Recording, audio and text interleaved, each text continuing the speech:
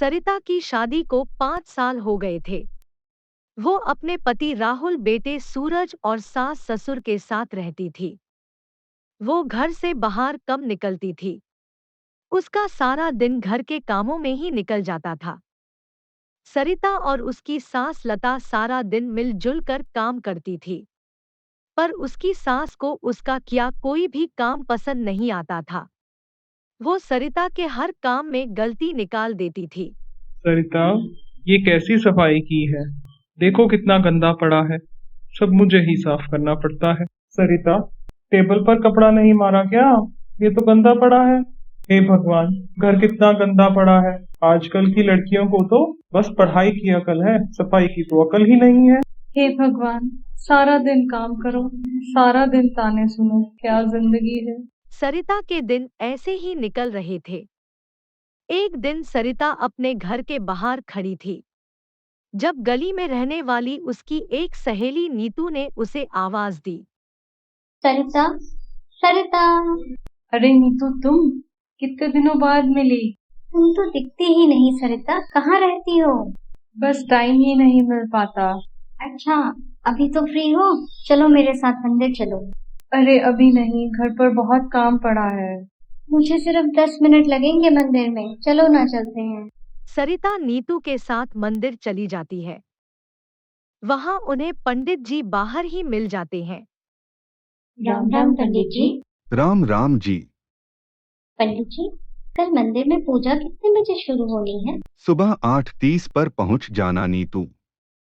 और सरिता, तुम तो आ नहीं पाओगी। क्यों पंडित जी? तुम तो 12 बजे उठती हो न। पर मैं 12 बजे क्यों उठूंगी पंडित जी? घर का काम कौन करेगा? बच्चे को स्कूल कौन भेजेगा? सरिता सोच में पड़ गई। नीतू, पंडित जी ने ऐसा क्यों कहा? अरे छोड़ ना, उनको कोई गलतफहमी हो गई होगी। शाम को जब सरिता का पति राहुल घर आया तो उसने सारी बात उसे बताई। अरे छोड़ो यार, उनको कोई गलती लगी होगी। हाँ, मैं भी यही सोच रही थी। कुछ दिन बाद सरिता की चाची सास के घर फंक्शन था। सब रिश्तेदार आए थे। सरिता सबसे मिलती है। रमा भाभी, कैसी हैं आप? मैं बढ़िया सरिता, तुम कैसी हो? और तुम सुबह के फंक्शन पर क्यों नहीं आई? अरे ये कहाँ से आती भाभी, ये तो 12 बजे उठती है। आपको किसने कहा भाभी कि मैं 12 बजे उठती हूँ? अरे अगर मैं 12 बजे उठूंगी तो मेरा बच्चा स्कूल कैसे जाएगा? अरे तुम्हारी सास ही तो कह रही थी। सरिता और राहुल को ये सुनकर बहुत गुस्सा आता है। राहुल घर जाकर अपनी माँ से पूछता है। माँ, फंक्शन में गीता भाभी कह रही थी कि आपने उसे बोला है कि सरिता 12 बजे उठती है। लता एकदम हड़बड़ा कर बोली। अरे, मैं क्यों कहूंगी? इतने में सरिता भी वहां आ गई। सरिता, तू इन रिश्तेदारों की बातों में मत आ। ये लोग तो जलते हैं कि हम सास बहू की आपस में क्यों बनती हैं। ये सुनकर सरिता का गुस्सा ठंडा हो गया। ठीक है माँ जी, अगर आप कहती हैं तो। कुछ दिन सब ठीक चला। फिर एक दिन सरिता बाहर खड़ी थी जब उसने नीतू को जाते देखा। अरे नीतू, कहाँ जा रही हो? अरे कैसी हो सरिता? मैं तो मंदिर जा रही थी, चलोगी क्या? हाँ चलो, मैं भी चलती हूँ। वो दोनों मंदिर चली जाती हैं। उस दिन सरिता को मंदिर में लता की पक्की सहेली सरोज मिली। सरिता, कैसी हो? मैं ठीक हूँ आंटी, आप कैसी हैं? कैसी है तुम्हारी सास? जी ठीक है। बेटा, थोड़ी जल्दी उठा करो, हम लोग भी कब तक घर की जिम्मेदारी उठाएंगी। पर आंटी, मैं तो जल्दी उठती हूँ। चलो, तुम्हारी मर्जी। ये कहकर लता की सहेली वहां से चली जाती है। अब तो सरिता को यकीन हो गया था कि उसकी सास सबको कहती है कि सरिता लेट उठती है और घर का कोई काम नहीं करती। घर जाकर वो यही सोचती रही कि वो क्या करे। इतना काम करके भी ये इज्जत है? मैं कभी सोच भी नहीं सकती थी कि माँ जी मेरे बारे में ऐसा बोलती होंगी। शाम को जब राहुल घर पर आया तो सरिता ने उसको सारी बात बताई। राहुल, अब तो मुझे यकीन हो गया है कि माँ जी ही सबको ये बोलती हैं कि मैं 12 बजे उठती हूँ और वो घर का सारा काम करती हैं। राहुल को भी बुरा लगा और वो अपनी माँ के पास गया और बोला, माँ, आज तो आपकी सहेली ने भी सरिता को यही ताना दिया है कि ये 12 बजे उठती है और घर का सारा काम आप करते हो।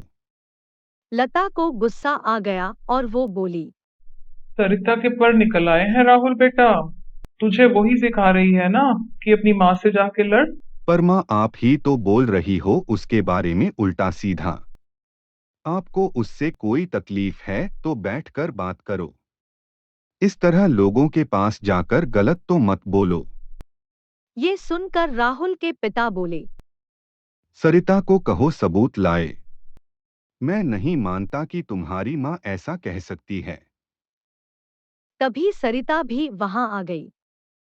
पापा, इतने लोग एक ही बात बोल रहे हैं, वो सब झूठ हो गए और माँ जी सच्ची हो गई। सरिता, सबूत लाओ, मैं मान लूंगा। राहुल और सरिता के पास कोई सबूत न था, इसलिए वो बस चुप होकर रह गए और सरिता और लता ने आपस में बात करना बंद कर दिया। सरिता हर दिन यही सोचती कि सबूत कहाँ से लाए। हे भगवान, आप ही मदद कर दो। एक दिन सरिता ने लता को फोन पर बात करते हुए सुना। अरे माली भैया, तुम शाम को आ जाओ। दिवाली आ रही है ना, तो मुझसे तो काम होता नहीं। उम्र भी तो हो गई है मेरी। तुम झाड़ पोछ करवा जाओ, आज शाम को 5 बजे आ जाना पक्का। सरिता को आइडिया आया। माँ जी तो सबको मेरे बारे में बुरा बोलती है। जब पंडित जी को भी बोलाई, तो माली भैया को भी तो बोलेंगी।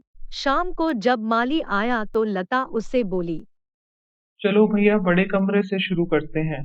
तुम रुको, मैं डस्टिंग का सामान लेकर आती हूँ।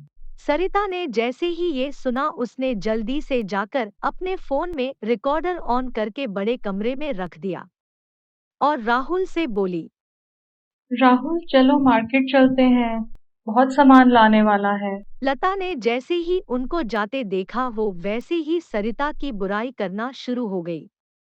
लो देखो, फिर निकल गई घूमने। मैं कितनी देर तक काम करूंगी भैया। ये तो रोज 12 बजे उठती है, शाम को घूमने निकल जाती है। ना बच्चे की फिक्र ना घर की।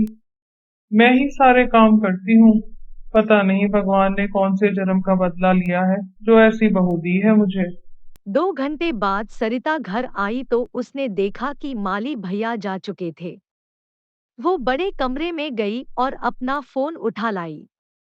अपने कमरे में आकर उसने रिकॉर्डिंग सुनी और राहुल को भी सुनाई। वो दोनों लता की बातें सुनकर हैरान रह गए। राहुल तुरंत अपने माता पिता के पास गया।